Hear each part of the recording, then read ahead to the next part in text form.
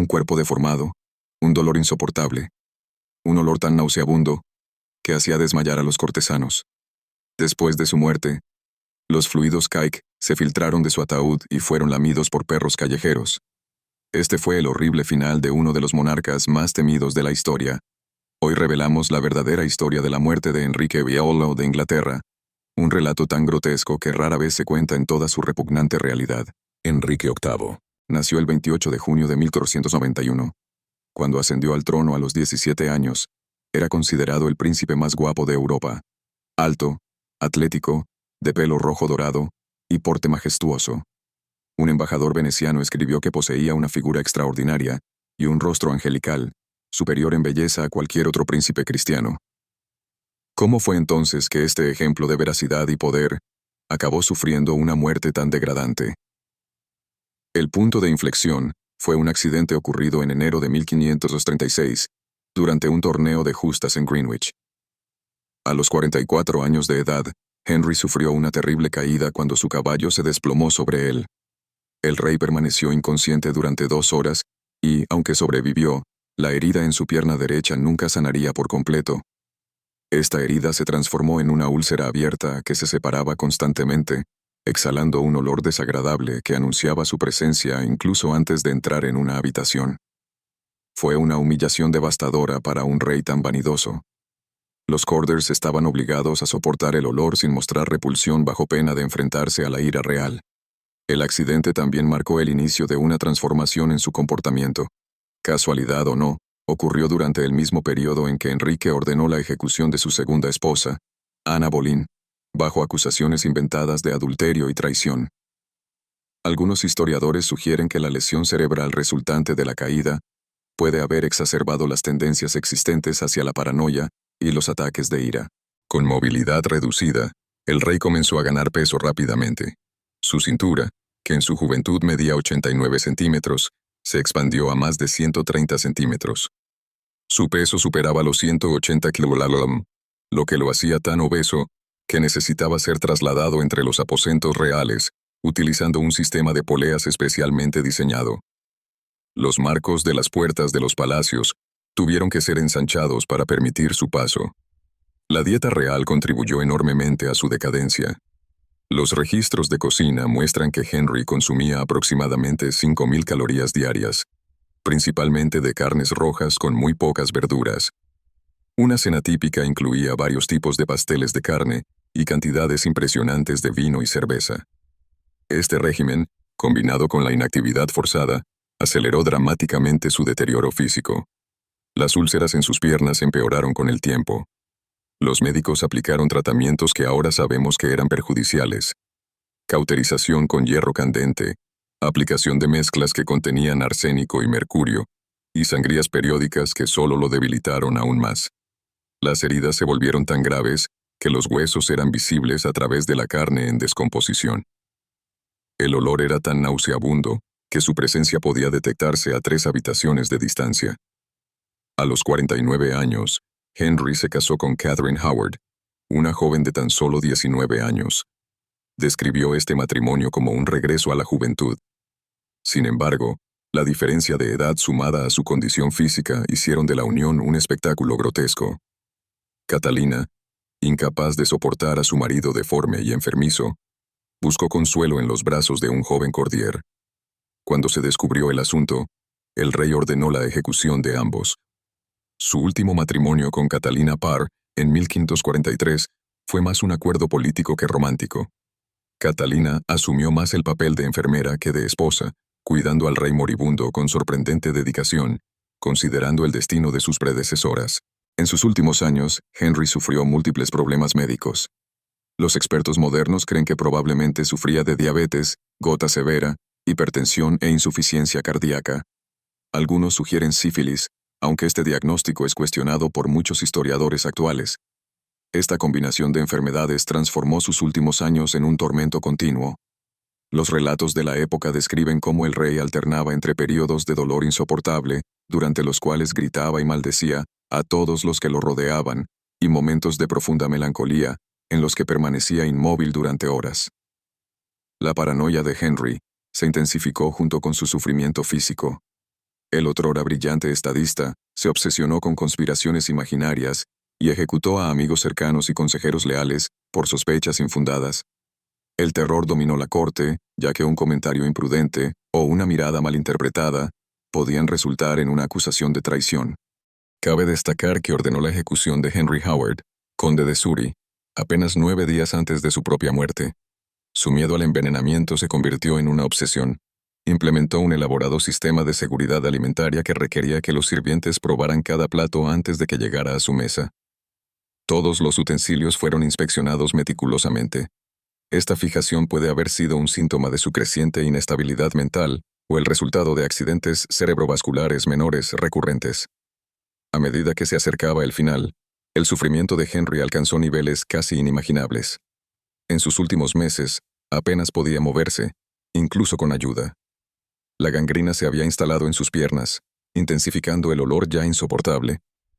La corte real se convirtió en un lugar de miasma y susurros, donde los cortesanos se cubrían la nariz con pañuelos empapados en perfume, mientras se obligaban a permanecer en presencia real. Durante su último invierno, entre 1546 y 1547, la salud del rey se deterioró rápidamente. Sufría de fiebres recurrentes, probablemente debido a la septasemia causada por las numerosas infecciones en su cuerpo. Su respiración se hizo cada vez más difícil, y los episodios de delirio se hicieron frecuentes. Los testigos relataron que, durante esos momentos, el rey a menudo murmuraba los nombres de sus esposas fallecidas, en particular, los de Jane Seymour, que murió después de dar a luz a su único hijo legítimo, y posiblemente los de Anne Boleyn, cuyo fantasma, decían, lo atormentaba. Curiosamente, a pesar de su condición obviamente terminal, nadie en la corte se atrevió a sugerir que el rey estaba muriendo. La ley inglesa consideraba traición predecir la muerte del monarca. Así, los médicos y los cortesanos mantuvieron la fachada de que su recuperación era posible incluso cuando el olor a descomposición ya emanaba de su cuerpo aún vivo el 27 de enero de 1547. Al darse cuenta de que su fin estaba cerca, Enrique finalmente permitió que llamaran al arzobispo Thomas Cranmer a su lado. Incapaz de hablar, apretó la mano de Cranmer cuando le preguntó si había muerto en la fe cristiana. Este fue su último gesto consciente. En la madrugada del 28 de enero, a los 55 años de edad, el otrora poderoso rey exhaló su último aliento, pero la indignidad de su condición no terminó con la muerte. Debido a su enorme tamaño, se tuvo que construir un ataúd especial para contener sus restos. Preparar el cuerpo para el funeral era un desafío horrible para los empalmadores reales. El proceso de embalsamamiento en aquella época era rudimentario y consistía principalmente en extraer las vísceras y rellenar las cavidades con hierbas aromáticas. Durante los días siguientes, mientras el cuerpo esperaba el funeral de Estado, ocurrió uno de los episodios más macabros asociados a la muerte de Henry. El ataúd, inadecuadamente sellado para contener los gases y fluidos de la descomposición, comenzó a tener fugas mientras descansaba en la capilla de la abadía de Cannes. Durante la noche, relatos contemporáneos describen una escena inquietante. El líquido cadavérico goteaba sobre el suelo de la capilla, donde fue descubierto por perros callejeros que lamieron la sustancia pútrida.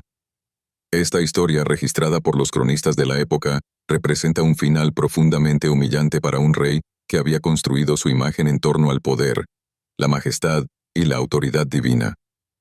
El poderoso Enrique, que había desafiado al Papa, redefinido la religión inglesa y enviado a 2 esposas al cadalso, terminó como una masa de carne putrefacta, su cuerpo violado por animales de la calle. El funeral finalmente tuvo lugar el 16 de febrero de 1547, casi 3 semanas después de su muerte. A pesar del insoportable olor que emanaba del ataúd, las ceremonias se llevaron a cabo con toda la pompa esperada de un monarca tan poderoso. Fue enterrado en la capilla de San Jorge, del castillo de Windsor, junto a Jane Seymour, la única esposa que le había dado el tan deseado heredero varón, Eduardo Pinto-Seto. Irónicamente, Eduardo, cuya existencia había motivado muchas de las decisiones controvertidas de Enrique, incluida la ruptura con Roma, reinó solo 6 años antes de morir de enfermedad a los 15. El trono pasó entonces a María la Sedienta, hija de Catalina de Aragón, que intentó revertir las reformas protestantes de su padre, y finalmente, a Isabel Thurst, hija de Ana Boleyn, que establecería una época dorada en la historia inglesa. La grotesca muerte de Enrique VIII sirve como un poderoso recordatorio de los límites del poder humano. El rey que se consideraba por encima de la ley, capaz de redefinir la religión nacional y disponer de vidas humanas a su antojo, fue al final víctima de su propio cuerpo mortal. Su muerte no fue solo el fin de un hombre, sino el símbolo del ocaso de una era. La historiadora inglesa Alison Weir escribió: «Es una de las grandes paradojas de la historia que un hombre que comenzó con tanta promesa, belleza y habilidad terminara como una grotesca caricatura de sí mismo. Atormentado por el dolor físico y la inestabilidad mental, temido y halagado por quienes lo rodeaban, pero rara vez amado de verdad». La transformación de Enrique VIII, de príncipe renacentista ideal a tirano obeso y enfermo, sigue siendo uno de los estudios de caso más fascinantes de cómo el poder absoluto, combinado con el dolor crónico y la enfermedad progresiva, puede transformar a un individuo. Su legado político, la separación de Inglaterra de Roma y el establecimiento de la Iglesia anglicana, continúa moldeando el mundo moderno. Pero su final personal sirve como recordatorio de la fragilidad humana. Los últimos momentos de la vida de Enrique, con su respiración dificultosa y su cuerpo deformado, contrastan dramáticamente con los retratos oficiales que lo muestran en toda su majestuosidad real. Esta disonancia entre la imagen pública y la realidad privada es una de las grandes lecciones de su vida y muerte. Así terminó la existencia de uno de los monarcas más notorios de la historia, no con gloria, sino con una insoportable hedor y un final indigno de su corona. El hombre que transformó Inglaterra y alteró para siempre el curso de la historia occidental, terminó como todos nosotros, víctima del inevitable deterioro de la carne. La muerte de Enrique VIII no fue solo un acontecimiento histórico, sino también un momento simbólico que reflexiona sobre la naturaleza efímera del poder. En sus últimos años, a medida que el cuerpo del rey se deterioraba, también lo hacía el mito de la invulnerabilidad real. La monarquía, una institución divina que se consideraba superior a las leyes de la naturaleza, se vio obligada a reconocer su propia mortalidad. La ironía final en la vida de Enrique VIII es que el hombre que se esforzó tanto por asegurar un linaje masculino, hasta el punto de romper con Roma y ejecutar a 2 esposas, engendró un hijo frágil que moriría joven. Su verdadero legado llegaría a través de sus hijas, en particular Isabel Pilberow, hija de la mujer a la que ejecutó bajo falsas acusaciones. Quizás la lección más profunda de la muerte de Enrique VIII es que ni siquiera el poder absoluto puede vencer las limitaciones del cuerpo humano. El hombre que reescribió las leyes de su nación para satisfacer sus deseos no pudo reescribir las leyes de la naturaleza. Al final, incluso el rey más poderoso corre el mismo destino que el más humilde de sus súbditos. La muerte de Enrique VIII no es solo una historia de horror médico, sino una moraleja sobre los límites del poder humano y la inevitabilidad del deterioro físico. Su cuerpo, antaño admirado como la personificación de la realeza, se convirtió en símbolo de la fugacidad de toda gloria terrenal. Esta narrativa nos recuerda que, al final, todos somos iguales ante la muerte, independientemente de nuestros logros o posición social.